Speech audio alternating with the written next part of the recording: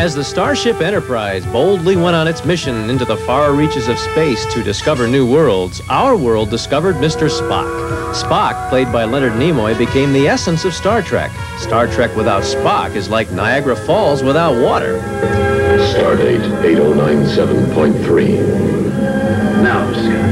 This summer, Admiral James T. Kirk and the crew of the Enterprise take off on their greatest mission as they risk everything for the one thing that really matters, to find their friend. Do it. Before long, everyone will know the answer to the mystery. He knows, but he's not telling. What's the mystery? Well, if you'll remember, the former Starship captain was killed by radiation in the closing moments of Star Trek II. Can it be that he's really dead? Well, Leonard Nimoy knows the answer because this time Spock has traded in those pointed ears for a canvas chair and a viewfinder. Leonard Nimoy is now a movie director. He directed Star Trek III, The Search for Spock. This picture, for me, is a very personal story for the cast. It's a story about friendship. It's a story about their relationship with each other. It's about that. It's about what they feel about Spock. It's about what friends will do for each other and should do for each other. It's about the price they're willing to pay for each other.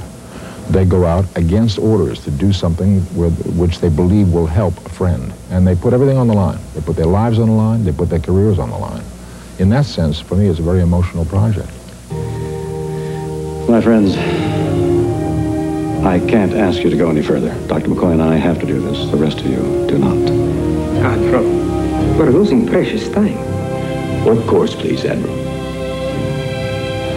Mr. Scott? I'd be grateful, Admiral, if you'd give the word. Gentlemen, may the wind be at our backs. Stations, please. Engage auto systems. Aye. Engaged.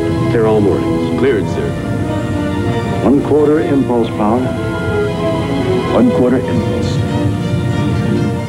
Leonard Nimoy has taken a personal interest in all aspects of this film. From production to publicity, it's his baby. And whether he's screening a trailer or checking production stills, this Vulcan-turned-movie mogul works hard. This is the first time that I've been given an opportunity to really express my thoughts and feelings about Star Trek. And I think it's on the screen.